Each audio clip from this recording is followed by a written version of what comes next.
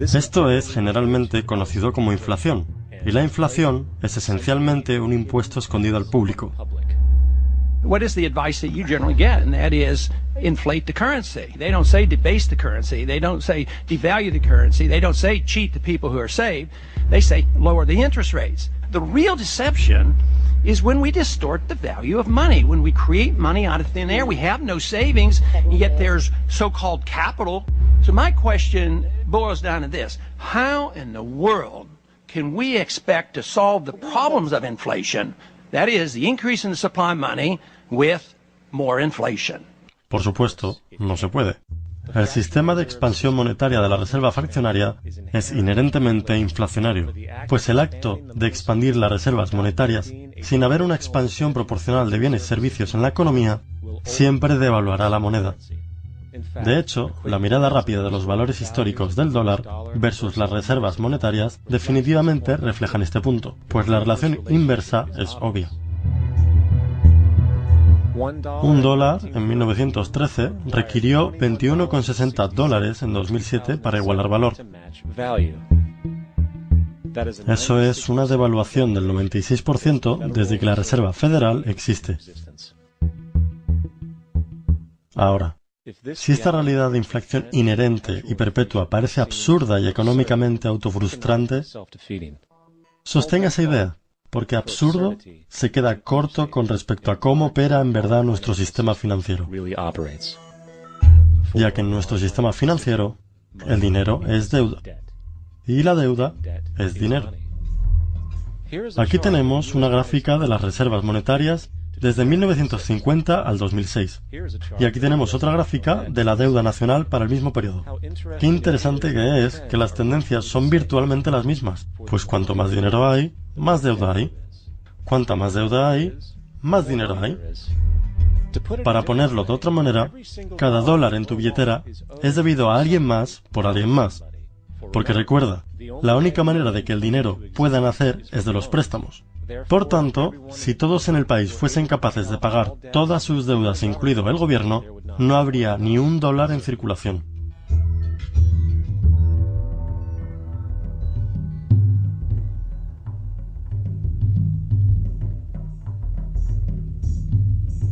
De hecho, la última vez en la historia americana que la deuda nacional se pagó completamente fue en 1835, después de que el presidente Andrew Jackson cerró el Banco Central que precedió a la Reserva Federal.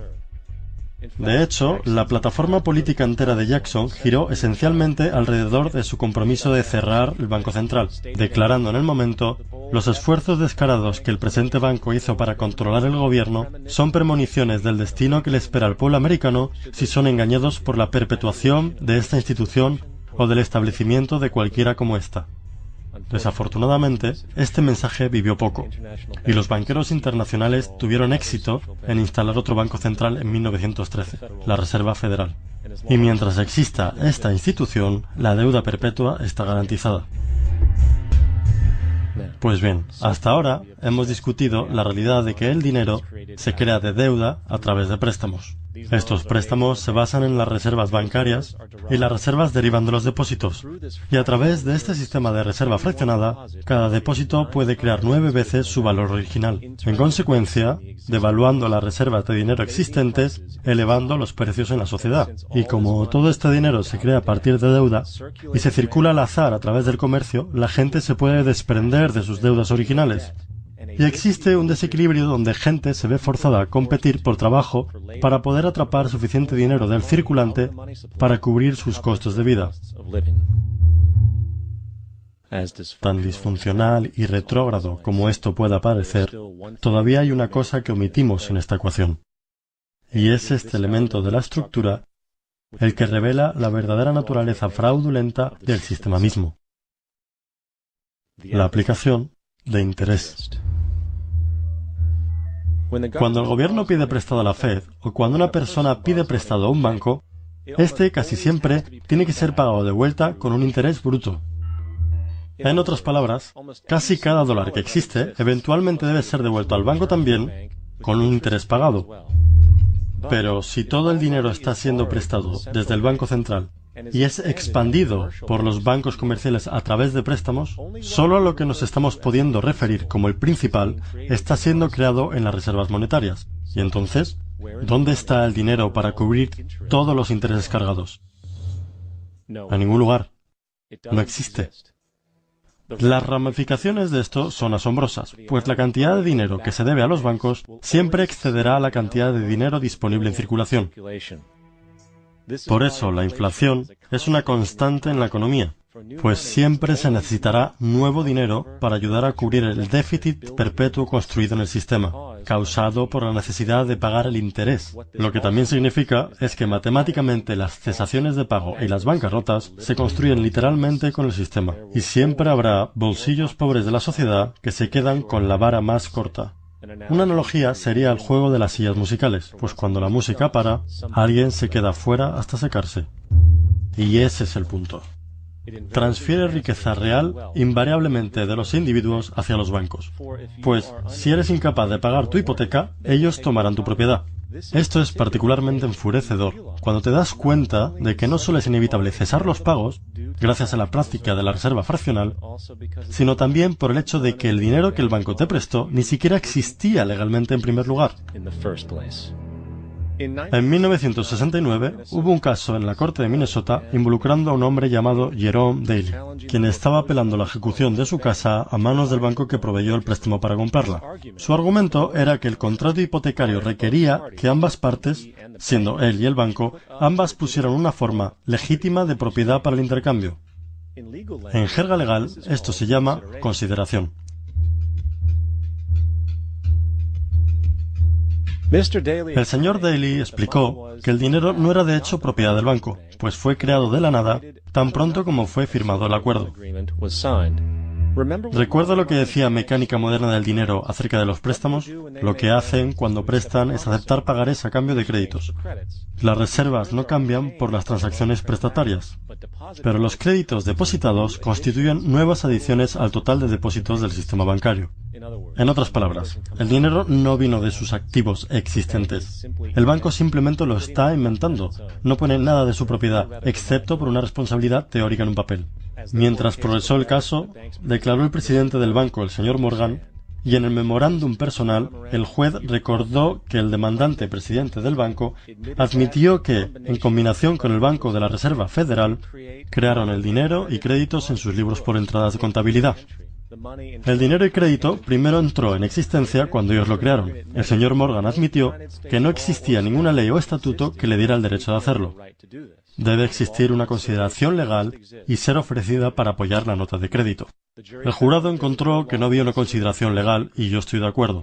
También agregó poéticamente, solo Dios puede crear algo de valor de la nada.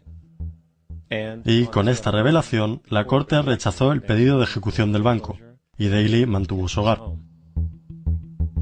Las implicaciones de este fallo judicial son inmensas, pues cada vez que le pides prestado dinero a un banco, sea una hipoteca o cargos de tarjeta de crédito, el dinero que se te da no solo es falsificado, es una forma ilegítima de consideración, y por consiguiente anula el contrato, pues el banco nunca tuvo el dinero como propiedad para empezar. Desafortunadamente, estas realizaciones legales son suprimidas e ignoradas, y el juego de transferencia de riqueza perpetua y deuda perpetua continúa. Y esto nos trae a la pregunta suprema. ¿Por qué? Durante la Guerra Civil, el presidente Lincoln evitó los préstamos con altos intereses ofrecidos por los bancos europeos, y decidió hacer lo que los padres fundadores defendían, que era crear una moneda independiente e inherentemente libre de deuda. Se llamó el Greenback. A poco de tomada esta medida, un documento interno circuló entre los intereses banqueros privados británicos y americanos, declarando: la esclavitud es ser dueño de la labor y trae consigo el cuidado de los trabajadores, mientras que el plan europeo es que el capital controlará la labor a través de los salarios. Esto puede hacerse controlando el dinero. No se permitirá el Greenback, ya que no podemos controlar eso. Esta política de reserva fraccional, perpetrada por la Reserva Federal, que se ha desplegado en la práctica a la gran mayoría de los bancos en el mundo, es de hecho un sistema moderno de esclavitud.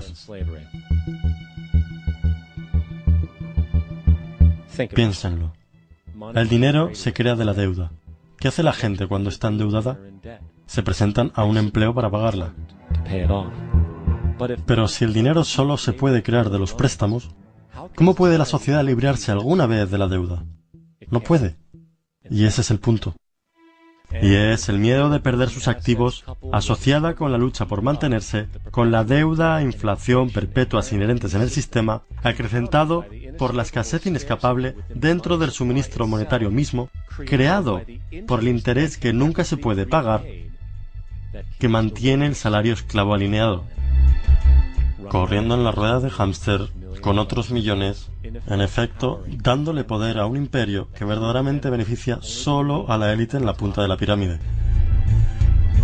Pues, al final del día, ¿para quién estás trabajando realmente? Los bancos. El dinero se crea en los bancos e invariablemente termina en un banco. Ellos son los maestros verdaderos, junto con las corporaciones y gobiernos a los que apoyan. La esclavitud física requiere que la gente sea alimentada y alojada. La esclavitud económica requiere que la gente se alimente y se aloje a sí misma. Es uno de los engaños más ingeniosos de manipulación que jamás se haya creado, y en su núcleo es una guerra invisible contra la población. Deuda es el arma usada para conquistar y esclavizar sociedades, y el interés es su munición principal. Y mientras la mayoría camina por ahí ignorante de esta realidad, los bancos, en conspiración con el gobierno y las corporaciones, continúan perfeccionando y expandiendo sus tácticas de guerra económica, generando nuevas bases como el Banco Mundial y el Fondo Monetario Internacional, mientras inventan un nuevo tipo de soldado, el nacimiento del asesino económico.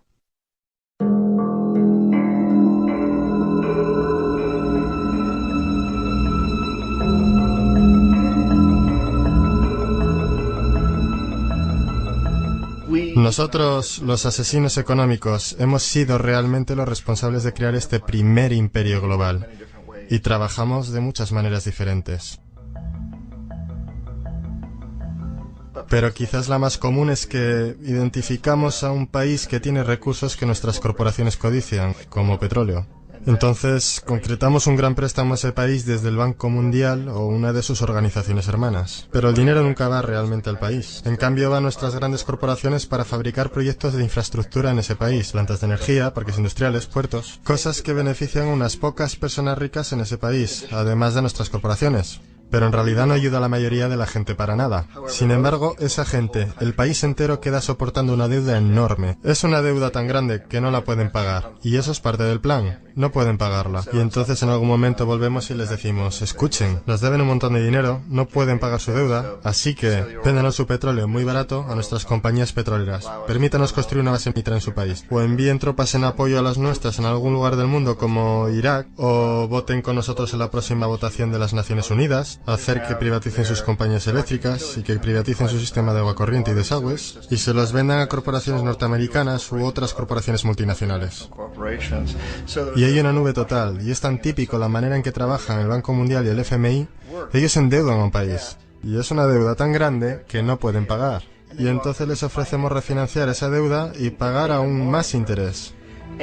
Y tú demandas este quid pro quo, lo que llamas una condicionalidad o buen gobierno, lo que básicamente significa que ellos tienen que vender sus recursos, incluyendo sus servicios sociales, sus compañías públicas, a veces sus sistemas educativos, sus sistemas penales, sus aseguradoras, a corporaciones extranjeras. Y es un doble, triple, cuádruple aniquilamiento.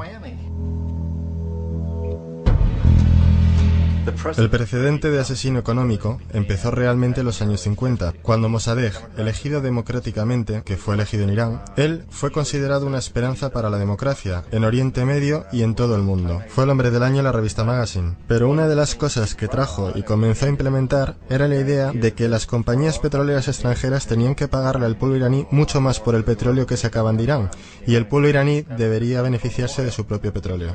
Una política extraña, por supuesto que no nos gustó, pero teníamos miedo de hacer lo que hacíamos